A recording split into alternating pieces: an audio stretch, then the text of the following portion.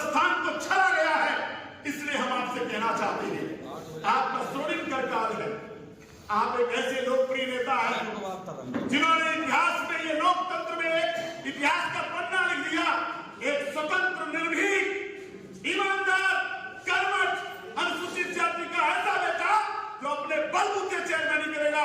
इसलिए नाते हम लोग आपको सम्मान करते हैं।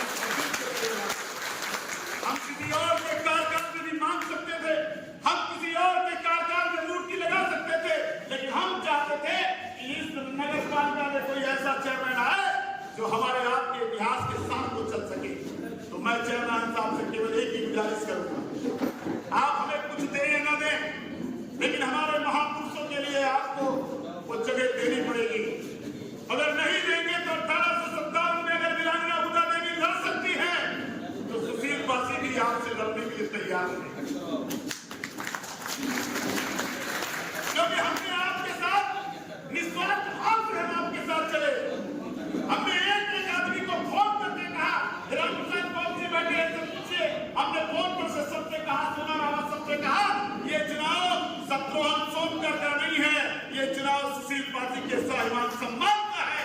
और इसीलिए हमारे समाज का कोई भी नेता, ये पहला चुनाव हुआ कि कोई निर्दलीय भी पर्चा दाखिल नहीं किया, वरना हमारे क्षेत्र में भी दाखिल कर देते, 9-20 को 15 दाखिल करते। पहली बार इन्होंने मेरा मान सम्मान रखा। जब मैं चुनाव लड़ता हूं तो उसमें भी तमाम हमारे समाज के तमाम लोग सरकारी यहाँ दरबार करते हैं और 50-50 हजार लेकर के नामांकन कर देते हैं, और इसी वजह से मैं बार-बार हार जाता हूं। लेकिन मुझे फख्र है राजनीति की धरती पर, ये पहला ऐसा चुनाव हुआ कि मैंने सबसे हाथ जोड़ा कि नामांकन मत करना, अगर तुमने नामांकन कर दिया तो शत्रुघ्न भाई मुझ पर विश्वास नहीं करेंगे। इसलिए इस बार पहला चुनाव ऐसा हुआ कि हमारे समाज के किसी बेटे ने नामांकन नहीं किया, और अगर नहीं किया है तो ये ऋण है माननीय शत्रुघ्न सोनकर पर, हमारे समाज के स्वाभिमान सम्मान की लड़ाई में कंधे से कंधा मिला करके साथ देने का काम करेंगे। मैं पूरा आपसे अपनी बात रखूंगा, लेकिन चूंकि चेयरमैन साहब हमारे बीच में आए इसलिए मुझे यहाँ पर खड़ा होना पड़ेगा कि इस लड़ाई में, जो कि ये लंबी लड़ाई है, और इस लंबी लड़ाई में हमारा एक खतरा, हमने पहले बता दिया कि मैं जान हथेली पर लेकर राजनीति आया। हम अपने लिए राजनीति नहीं करते, अपने पेट के लिए राजनीति नहीं करते, वरना हमें तो राजनीति केवल अपने विधानसभा में करनी है। लेकिन मैं आज उत्तर प्रदेश में कहीं भी जुर्म जाती होती है। अभी हमारे रामप्रसाद कौन जी ने कहा, मैं अपनी जिंदगी का 22 साल की उम्र से अपने जीवन का, अपने धन का, तन का, मन का 20% पूरा समर्पित करता हूं अपने समाज में, दबे कुचले झुग्गी झोपड़ी के लिए, अपने लिए नहीं, अपने पेट के लिए नहीं। अपने पेट के लिए हमारे माँ बाप ने पढ़ाया, हमको नौकरी मिली, हम अपना पेट पाल सकते थे, लेकिन हमें लगा कि इन जो गूंगे बहरे लोग हैं, जो शोषित है, वंचित है, इनकी आवाज को कौन पड़ेगा, और हर जनता जाकर के दरबारी करने लगता है। हमको अपने समाज के, अपने लोगों का, ऐसे स्वाभिमानी लोगों को खड़ा करना है। और हमारे हम तलाश से केवल 57 नेता, कितने नेता रायबरेली में चाहते हैं, और जिस दिन मुझे 57 नेता मिलेंगे हम जिले की कार्यकारिणी घोषित कर देंगे। और अभी इसलिए नहीं घोषित करते हैं कि आज हमसे मिलता है, फोटो खिंचाता है, शाम को दरबार में चला जाता है। ये मेरा संकट है कि मैं जिसको खड़ा करता हूं, उसको बनाता हूं, जिला पंचायत बनाता हूं, तो वो एक बार भी नहीं सोचता है, केवल उधर से काजू की बर्फी आती है और वो अपने आप को बेच देता है। बीडीसी बनाता हूं, बेच देता है।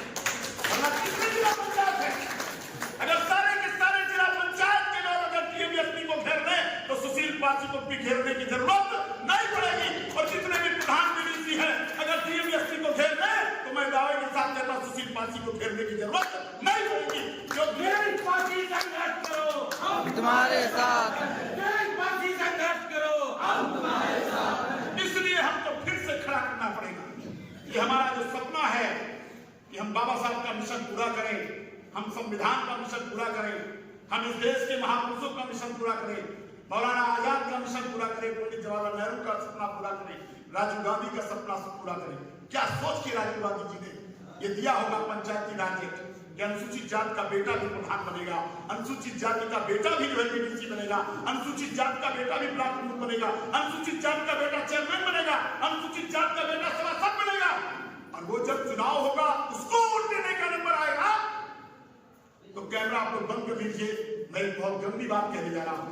20,000 कैसे क्या हमारे लोगों ने कि मैं बचरवा विधानसभा की राजनीति करता हूँ, बचरवा विधानसभा में 2027 की लड़ाई लड़ूंगा, लेकिन उसके पहले ये जितनी भी लड़ाइयां हैं उसमें मैं आपके साथ कंधे से कंधा मिला करके साथ दूंगा।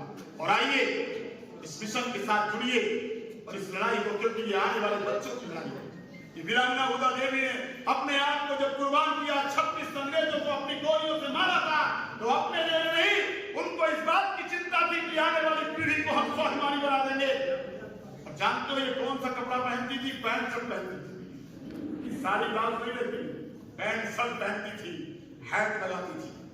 और सिकंदराबाद के मैदान में इस्माइलगंज में जब मक्का पासी की हत्या कर दी गई, उनको गोली मार दी गई, तो उसी समय उन्होंने सौगंध दिखाई और एक शेरनी की तरह, पति मर जाता है तो औरत रोने लगती है, लेकिन वीरांगना हुदा देवी एक ऐसी नेता थी, एक ऐसी क्रांतिकारी थी कि रोई नहीं, अपने आंखों के आंसू को उन्होंने बुझा दिया और एक शेरनी की तरह दहाड़ा और बोला कि जब तक हम इन अंग्रेजों से बदला नहीं लेंगे तब तक अपने चौखट पर आने का काम नहीं करेंगे। और पैंट शर्ट पहन करके, रिवाल्वर और राइफल लेकर के अंग्रेजों को मारने के लिए बटालियन में शामिल होती है। और इसी सिकंदराबाद में जब वारेन और वालसेट कैंपबेल अपनी सेना लेकर के आता है, तो पीपल के पेड़ पर चढ़ जाती है और पीपल के पेड़ पर चढ़ करके हैट लगा करके, गुलाबी रंग का जैकेट पहन करके पीपल की छाव में चली जाती है। और अंग्रेजों को नहीं समझ में आता ये गोलियां कौन चला रहा है। उसी समय 30-36 अंग्रेजों की लाश पड़ी थी। कैप्टन वालेस समझता है कि आखिर ये गोलियां कौन चला रहा है, यहाँ कोई है नहीं सिकंदराबाद में, आखिर ये मर कैसे रहे हैं, गोली कहां से चल रही है। एक डेड बॉडी को देखा तो